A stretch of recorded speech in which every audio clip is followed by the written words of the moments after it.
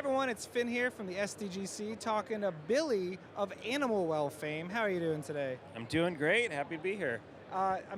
So this is, maybe the third PAX I've seen This you at is now? the third PAX, yes. But this PAX is more important because you just announced your launch date. That's right. So this will probably be the last PAX before launch.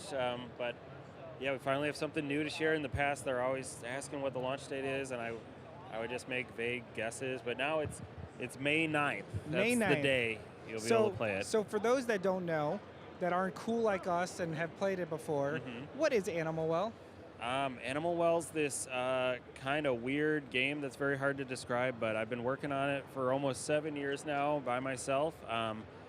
In the game, you play as this like sphere, ball, blob character, and you hatch from a flower, and you find yourself in this kind of mysterious subterranean underground world, and the game doesn't tell you at all what to do or where to go, and then you just kind of explore and try to make sense of the things around you. And while you're doing that, there are some animals and creatures in the game, and you find some items, and it's kind of like a Metroidvania, but with much more emphasis on exploration, and there's kind of just secrets everywhere. So you could almost say it's like a well with animals in it. Maybe. Yeah, if you want to be reductive about it. Yeah. It's just like this. So you said it's 7 years, and what would you say has been, let's just go esoteric here. What's been your favorite moment of the development and your least favorite in this 7-year journry of yours? Least favorite. I don't know. Don't say Dan, he's right here. No. No, I think there's a lot of good moments, like especially early on. Building the games engine was like very rewarding and fun, because that was, I think, before I had any of the mental pressure of it being like a shippable thing I needed to finish. So I sort of romanticized that period, but I think like announcing the game with Big Mode, that was like a huge life-changing moment where we just got so much attention. So that was, it would be hard to like not say that was one of my favorite moments. And going to shows like this, that was something I'd never done before. There was a lot of this game has changed my life like multiple times, like over the course of making it. So it's been great. And then least favorite, I don't know. Put you on the spot. Yeah. Is it when people ask you the same questions every interview? No, that can I like understand. It's their first time talking to me, so I don't know. Maybe having to change the font for localization, because I found out that the Chinese font wasn't legible, so I had to like fix a bunch of bugs because all the text spilled over. I wasn't particularly happy having to do that, but yeah. So one really cool thing about your game is the pixel art, like the visuals, are very striking because there's a lot of emphasis on kind of almost the 3D nature of it. Like there's things in front of you and behind you. There's depth to it somehow. And the lighting, like how did you come up with that like vibe for it? It sort of just evolved kind of organically. The game started out as just kind of very basic 2D pixel art, and early on that's like all I was kind of comfortable being able to make. So I thought I would finish the game in like 6 months, and it would just be this hour-long like little like pixel art kind of thing. But I have a background in graphics programming, so I'm like I find a lot of fun in like writing shaders and coming up with like lighting effects. So over time, as I just added more layers to the game, more 2D layers, and I kept coming up with ways for like the foreground to cast shadows onto the background, or the background lights to like create like a rim light effect on the foreground, and then like adding normal maps so the background like things have like a 3D texture to them that reacts to lighting. So it's just a lot of little effects that sort of stacked up over time that created something that looks much more three-dimensional, even though it's still made up of 2D assets. Now, one of the most memorable moments of your demo is the end of the demo, and how it doesn't actually end in a traditional way. The curtains start closing in until you just run. Is that going to be incorporated in the final release anyway? Because I feel like people that didn't get to go to a PAX deserve that experience in some capacity. Unfortunately, whose idea was that? Also, that was mine.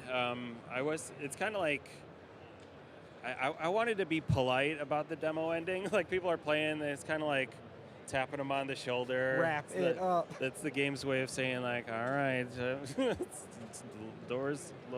It's like last call. You can maybe like do one more thing on another screen while the game's like. It's a really shutting inventive you way out. to do it. Thank you. Yeah, it was just kind of. I thought it was funny, and people seem to be enjoying that detail. So my last question for you will be: you partnered up with Dan Adelman, who's a big person in the indie publishers. Did you approach him? Did he approach you? How did that relationship come about?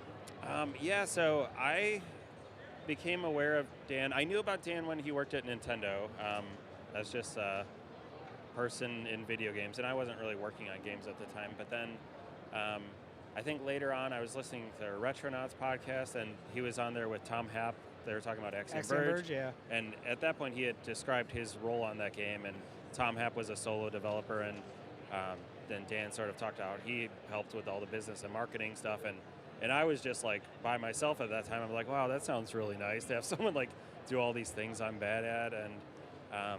And then around the time Axiom Verge 2 was getting ready to come out, there was a little mini documentary on IGN about the development of there, and Dan was in that again, so I got like reminded of him again. I was like, I should reach out to him. So I think it was like after I watched that, I just like emailed him out of the blue and like sent him and later sent him a very early build of Animal Well, and because I knew he liked Metroidvanias, he liked working with solo developers. I thought he just seemed like a good fit, and I think when early on in a game's development process, you need to find people that like have a soft spot for the type of game you're making. So like it was much rougher than it is now, but I thought he would like it. So he would like it more than most people like and at that here stage. we are. And Dan's been great, and like none of this would be possible without him. He like knows how to actually market a game and ship it, and the things that help you make the game that you want to make. Before it was just my idea of marketing was like forcing myself to post on Twitter every few months and getting like 10 likes or something, and just being like, I'm blowing up, guys. I went viral. Yeah, it hurts to do this, and I just like, you could tell when you like really like doing something, it takes like no effort at all, and you'll just do it all the time. But then there's like things like marketing to me, like they hurt. Like I have to really like psych myself out to like. As a marketing person, I get it. The other side of things. Yeah. So where can people find Animal Well or you, or follow any of this? So the game has a website, animalwell.net. You might see it on the Video Game Donkey YouTube channel every once in a while. We're on all the typical social media you would expect. But Steam, PlayStation 5, Nintendo Switch, you should be able to wishlist it on all of those, and then you'll be able to see it in those stores on May 9th, and have it in your library. So, the final question, in your heart of hearts, if you have to choose, cake or pie? I think in most situations, pie. Well, I just had a really good cake the other day when I was actually in San Francisco, and I had a slice of milk cake, and it was pistachio flavored. So when the cake is really soggy and moist, that's when cake wins. But then I think if you're just comparing like a birthday cake, then pie. All pies beat that. Hell yeah. So I would say like if I don't know where it's coming from, I'll say pie. Fair enough. There's a few special cakes that. There's exceptions to the rule. I get it. Sure. But thank you so much. We appreciate your time. Yeah, of course. Good luck. I hope this is another successful PAX for you. Thank you so much. We'll see you at launch. All right.